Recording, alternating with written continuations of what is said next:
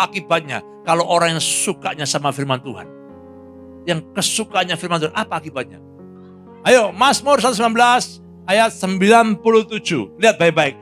Orang yang kesukanya delight, ya kesukanya firman Tuhan jadinya kayak apa?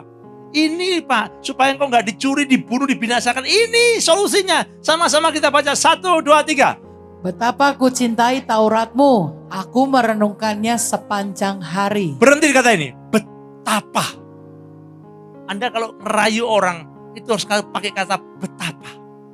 Sayang, kamu gak tahu betapa aku mencintaimu. Tidak ada yang lain. Karena gak ada pilihan. Kalau ada pilihan bukan pakai betapa. Nah, kasih sama Tuhan bukan gak ada pilihan, tapi betapa kita sungguh-sungguh tulus. Artinya betapa ku cintai Tuhan. Kenapa Daud hebat? Karena dia punya betapanya tadi. Bagi Daud Tuhan segala-galanya. Ingon kambing 2-3 ekor, dia renungkan firman Tuhan. Dalam kesusahan masalahnya, dia renungkan firman Tuhan. Ini penting Pak, betapa ku cintai Tauratmu Tuhan. Orang yang betapa mencintai Taurat Tuhan itu, kerjanya apa? Ngerenungin firman Tuhan. Anda mau khotbah diundang kapan aja juga bisa kalau Anda setiap hari merenungkan firman Tuhan. Gak usah nyiapin. Hari ini banyak saya pelajari, anak-anak Tuhan nyiapin renungan firman Tuhan buat khotbah. Ngapain? Setiap hari engkau renungkan, itu udah khotbah. Engkau renungkan, kau lakukan, engkau renungkan, kau lakukan. Diundang kapan aja bisa ngomong. Kalau engkau hanya nyiapkan bahan khotbah, hanya untuk khotbah, mati yang dikerjain sama setan, Pak. Gak takut. Oh, dikasih tugas baru nyiapin. Jadi mau pertandingan baru latihan, habis. Atlet dunia yang juara champion itu every day. Ada pertandingan, gak ada pertandingan, latihan kayak orang gila, Pak. Itu orang-orang yang berhasil, Pak. Itu kata-kata betapa. Haleluya. Ayo, kita lihat. Aku merenungkan sepanjang hari. Akibatnya apa yang terjadi? Perintahmu membuat aku lebih bijaksana daripada musuh-musuhku. Sebab selama-lamanya itu ada padaku. Saudara perhatikan baik.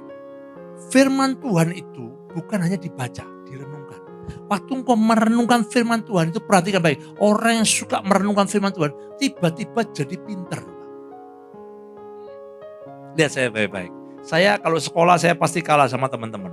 Saya memang lulus SMP, yes, gak salah. Saya memang lulus SMP. Itu pun juga gak lulus, yes, gak apa-apa. No problem. Karena itu aja status di dunia.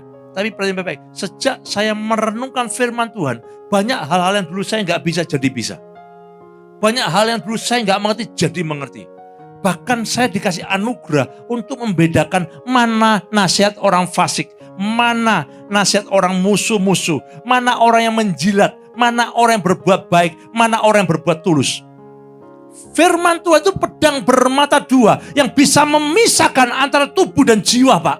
Yang bisa memisahkan kehendak asli dan kehendak palsu. Tanpa ada firman Tuhan dalam hidupmu, maaf, engkau gak punya power menghadapi musuh-musuhmu. Dunia ini musuh kita, Pak. Kalau engkau gak punya firman Tuhan, dagingmu akan berkuasa dalam hidupmu. Makanya Paulus berkata, aku manusia celaka. Bagaimana aku bisa menang atas dunia tadi? Firman Tuhan buat kau menang. Caranya gimana? Engkau baca itu firman Tuhan, engkau renungkan itu firman Tuhan, engkau lakukan itu firman Tuhan. Tiba-tiba, maaf Pak, tiba-tiba hidupmu di atas rata-rata. Saya tanya, Yusuf pernah sekolah tata negara enggak? Yusuf pernah ikut manajemen negara enggak?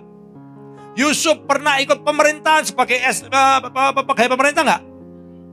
17 tahun dibuang ke sumur, 13 tahun hidup penderitaan. Rumah Potifar, pindah lagi 5 tahun kemudian masuk di penjara. Saya tanya, ada kesempatan enggak dia belajar?